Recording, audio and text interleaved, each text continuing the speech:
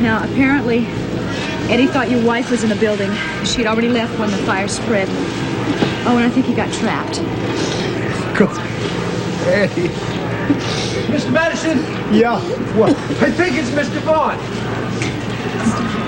Where? Here he is. Eddie. Eddie. Here. Now, stand back, Owen, please. Oh, God. Come on. Okay, I got it. Oh, my God. Here, bring him over here. He's still alive, and I think he's trying to say something here. Eddie. Eddie, now. Eddie, can you hear me? Eddie. Oh. There he is. Eddie, are you gonna be all right? We had a dinner date, remember? Just you and me. Wait. I gotta tell you now. No, don't try to talk, Eddie. You mustn't lose any strength. Eddie, the ambulance is coming any minute now. I don't know if I got him. Brian, come close. Wait, Eddie, please don't. I can't wait. I gotta tell you this. No.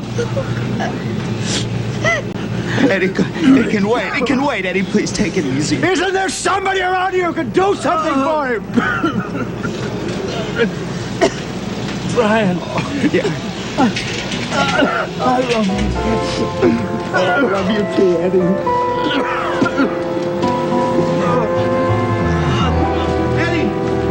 Eddie, no! Right, come on.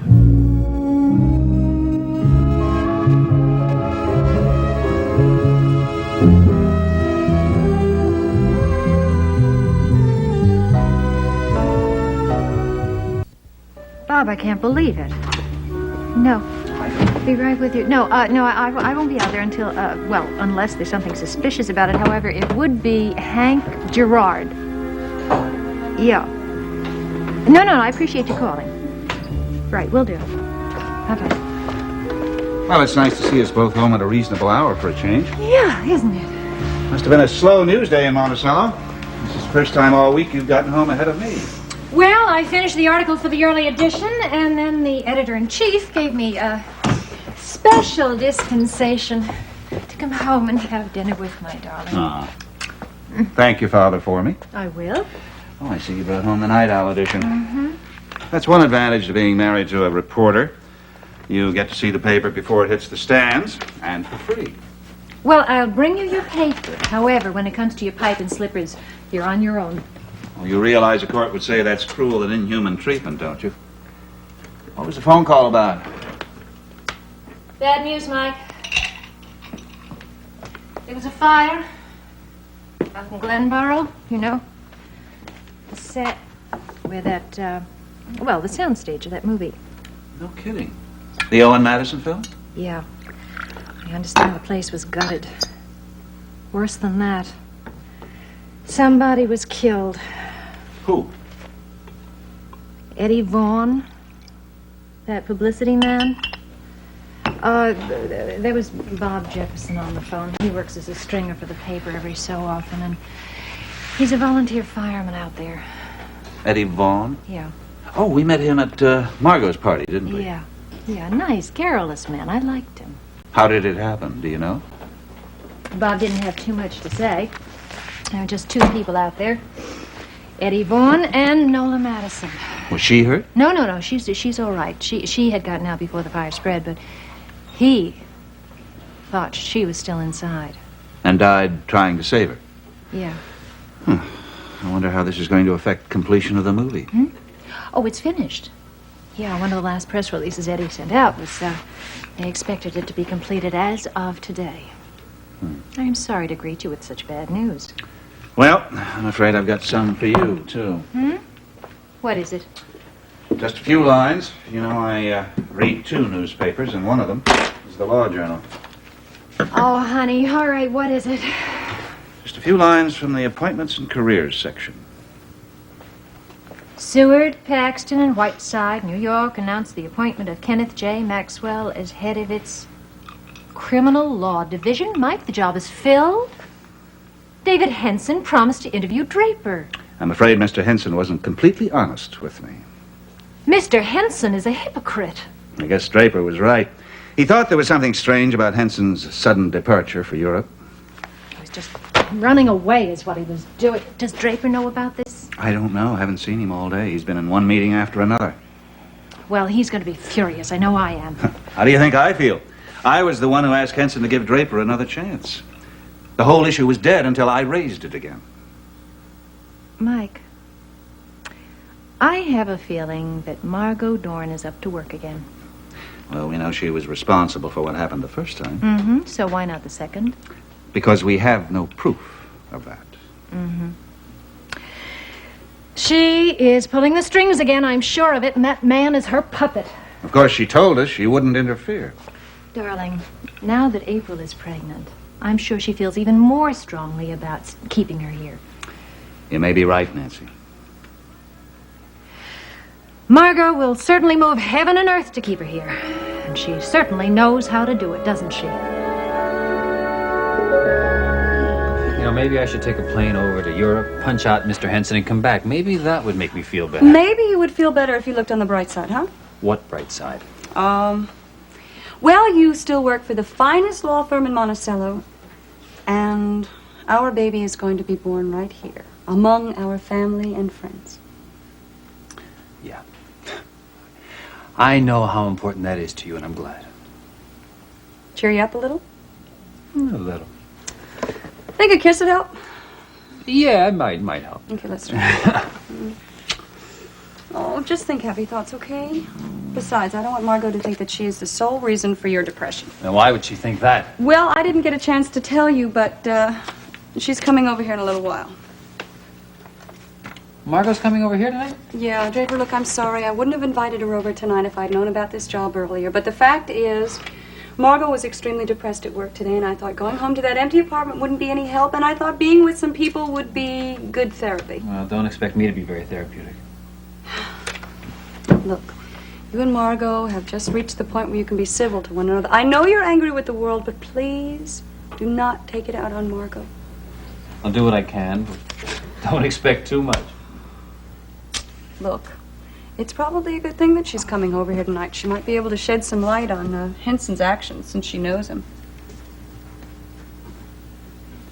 Margo knows Henson? Well, yeah, he was her lawyer in New York. It was years ago, though. A good 10 years. My, she's full of little secrets, isn't she? Draper, it wasn't a secret. I knew. I suppose she didn't tell you because she just didn't think there was any point to it. Just the same, it's a very interesting coincidence, no? Doesn't mean anything, Draper. Are you so sure about that? Yes, I am sure. And when she comes over here, please do not make an issue out of it. Margo's known for months that I was negotiating with Henson. It's just very strange that she never mentioned that she knew the man. Please, look. You're angry with the world, and Margo is depressed, and the last thing I need is for the two of you to get into a needless argument. Well, it's one thing for sure. I'm not going to have any trouble finding a topic of conversation with Margo tonight. Maybe I'll find out why Henson pulled that fast one on me. Draper, look. Do you know how it upsets me when you and Margo argue? Do you? Do you have any idea? And it's not just me anymore, Draper. Arguing is not good for our baby either.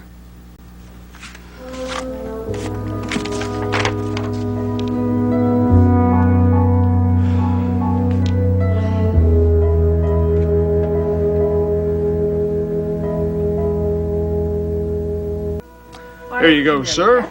I know you ordered the veal cordon bleu, but the speciality of the house tonight happens to be hamburger and French fries. Okay. Hope you like it. Do you want me to cut it for you, Adam? So you can eat it by yourself? Okay. Now, I know your mother usually does the honors I'll here, get it when I get there. but I will try to do as good a job as she does. After all, these are the hands of a GP, which is almost like the hands of a surgeon, after all. Just don't forget to tip 15%, okay? There, is that enough for you to start with? Running around that office like a proverbial chicken trying to get tonight's lead story on the air. You know, at the fire at the movie Sudi? Yeah, we've got a minicam crew there now. From what I hear, it's nothing but a burnt-out show. Well, I assume that Mr. Madison was insured for that kind of thing. Oh, I hope so. He lost a lot more than a studio tonight, though. Eddie Vaughn, are they good friends? I understand that they are. I know that Eddie is very loyal to Owen. And he certainly was willing to go to any lengths to get publicity for Mansion of the Dam. Yes, I remember that publicity stunt he thought up for April, going after the ghost of Hester Atherton. Say, it occurs to me, what if this fire was another publicity gimmick? I wonder. Oh, he certainly went all out if it was. Well, something could have gone wrong. You know what happens when you play with fire. You could be right about this. In any case, I feel very sorry for the men. What am I doing? I gotta get out of here. I gotta go put You this go ahead. show on. I will wash the dishes. I'll do that. It's No, all right. no. I'll wash the dishes. Adam will dry, right? I feel sorry about leaving you two. No, it's all right. Adam and I get along great. Even with your hands now, huh? What happened to the fork? I think we should have let Mrs. Goodman stay on just a little bit longer. Oh, come on. We don't need a permanent live-in babysitter. We call her when we need her. Besides, look at this kid. He's growing up so fast. Gonna have to enroll him in med school soon. No, not yet. You know something? You are a wonderful daddy to him. Oh, look, Adam and I have known each other since the day he was born. Yeah, but you were my doctor then, not my husband. This is true. Miles, there's something that we haven't talked about in a long time. What is that? Baby of our own.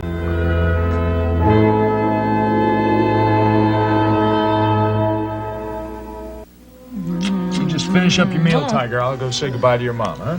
Try to use your fork, too, all right? Eat like a girl.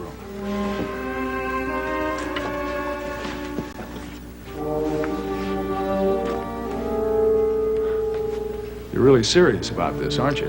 Oh, come on, Miles. You've always known I thought it would be wonderful if we could have a child of our own. Look, you really don't have to say this kind of thing to me. I mean, I've always treated Adam as if he were my own son. I know you have. I want to be the mother of your child. There's something that I've never really been able to figure out what your attitude is about having another child. Well, it's because we haven't really talked about it. I mean, I haven't had a chance to think about it that much. Well, okay. Obviously, it has to be a mutual decision. Listen, the last thing I want is for you to agree to this because I want one. Well, now look, this is a heavy subject. I tell you what, you have to rush off to the studio. Why don't we just put it on hold, huh? Until we both have a chance to sit down, talk about it. I suppose you're right. Okay. We'll put a pin in it, as Margo always says. You tell me something, though. Is it April's delicate condition that brought this thought to your mind again? Oh, I suppose that might have had something to do with it. Gee, I'm surprised you even had time at all to have this kind of thought. Well, why do you say that? I'm a busy career woman, anchoring the news. That TV station takes up all of your time. Hey, now that doesn't mean I have any less of a maternal instinct. Oh, but sweetheart, you'd have to lose your job or take a leave of absence. Listen, there's absolutely no reason why a woman can't combine a career and motherhood. Well, you're a good example of that already. Oh, you're darn right I am. Hey, I thought we were going to put a pin in this. All right, we'll make it a diaper pin. Ha, ha, ha. I'll see you later. Have a good evening. Bye-bye, Adam.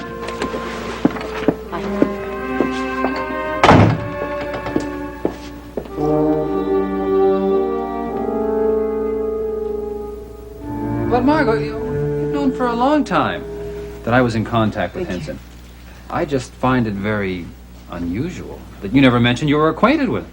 Well, darling, the man handled my legal affairs when I was in New York. For heaven's sakes, that was the Stone Age. I think Draper's probably upset because he thinks you might have been able to put in a good word for him. Oh, now, come on. You both know that Draper never would have allowed that. Besides, my relationship with David was strictly business. I haven't had much contact with him in years. We don't even exchange Christmas cards anymore. Well, maybe it's a good thing you did change law firms. I mean, if Henson practiced law the way he handled my situation, he couldn't have been very ethical. Don't blame David for this. Why not? Margo, he was the only one who blackballed me the first time. I'm sure he was very sincere when he offered to grant you that interview, Draper. Well, then why did he tell Draper he was going back into the hospital instead of going on a European vacation? Because probably he was embarrassed to admit he was putting pleasure before business. For heaven's sakes, he probably thought that was a more acceptable explanation for the delay. No, I don't think so. I think he knew all along that they were going to give the job to that other guy, Maxwell. Not necessarily. Well, it still seems very unfair to me. Come on, darling. Fair is not a very practical word to use in the business world. You know what I think? I think that you should put it right out of your mind, Draper, the whole matter. Do I have any choice? Well, look on the bright side. For heaven's sakes, you have a wonderful job with a very respectable law firm right here. You have a beautiful, comfortable home. You're close to your family, your friends. Grass is always greener on the other side, I guess, huh? Exactly. I mean, your predicament isn't anything compared to poor Owen Madison's. Gosh, maybe I should call him and tell him how sorry I am. Yeah, I have to say it made me feel rather ill when I found out about Eddie Vaughn's death. I wonder how this will affect Elliot's career. Why? I heard that they had finished filming just a couple of hours before the fire broke out. Oh, really? Then the world will be graced by the magical presence of Elliot Dawn on the silver screen. You heard from him? Oh, my darling, the only contact I want with Mr. Dorn is through my attorney. In fact, the sooner he ceases to exist in my world, the better I'll like it. Well, you certainly do have reason to be bitter. I have reason to be more than bitter, darling. What was it that you told me one time? Not to be too upset with people who do you dirt?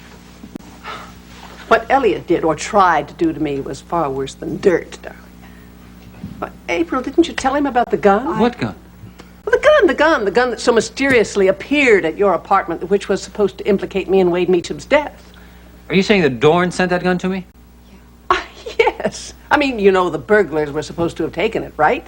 Well, the burglars just happened to be Mr. Dorn and his paramour, Sarah, right?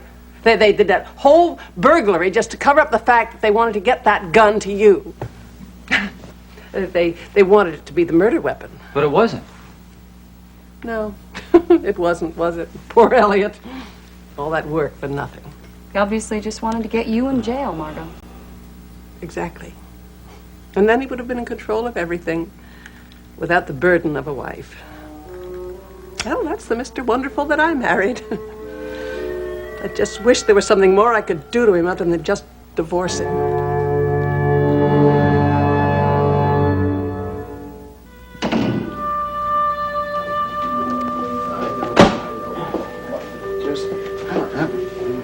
Oh, Mom. I know. Are you okay? Yes, Brian, I'm all Oh, right. don't believe a word of it. I wanted to call a doctor to get a mild sedative. Of course, you wouldn't hear of it. I just want to sit down, please. Danny, Yeah, what about Uncle Eddie? he's in the funeral home about half a mile from here. There'll be a service tomorrow morning. I don't know about the burial, though. This wasn't his home, Dad. I realize that, Brian. What else could I do? I know it all happened so suddenly. I feel so guilty. Oh, please, Nola. There's just no need for that. It wasn't your fault, right, in any way. Mom, it was the wiring. It was never perfect, even after we had it redone. But Eddie went into that building after me because he thought I was in danger. Daddy, Uncle Eddie was married before. Shouldn't you notify his ex-wives? Well, what he told me about his marriages. His ex-wives didn't become good friends in the Hollywood tradition. There was no other family? None that I know of. No, there wasn't. None at all. Just us. Yeah. We were his family. That's why this is so awful. Well, he did have a lawyer, somebody called Ackerman, out in Los Angeles. I guess I better get in touch with him. Yeah, good idea, Dad. Brian, what was that all about? What? When Eddie was dying, the only person he wanted to see was you. Well, I don't think that was the case, Owen. He wanted to see all of us, I'm sure of it. No, it was Brian that he called. It was Brian that he wanted to see. Yeah, I told you, Eddie told me he had something important that he wanted to tell me. Well, I'm sure I know what that was all about. I'm sure Eddie was going to talk to Brian about representing him in Hollywood. Noah, I hardly think he'd discuss business on his deathbed. No, it was something else. It was something that he was desperate to find out, to tell you, Brian. Now, what was it? I just don't know, Dad. I don't know. And now it looks like I'll never know.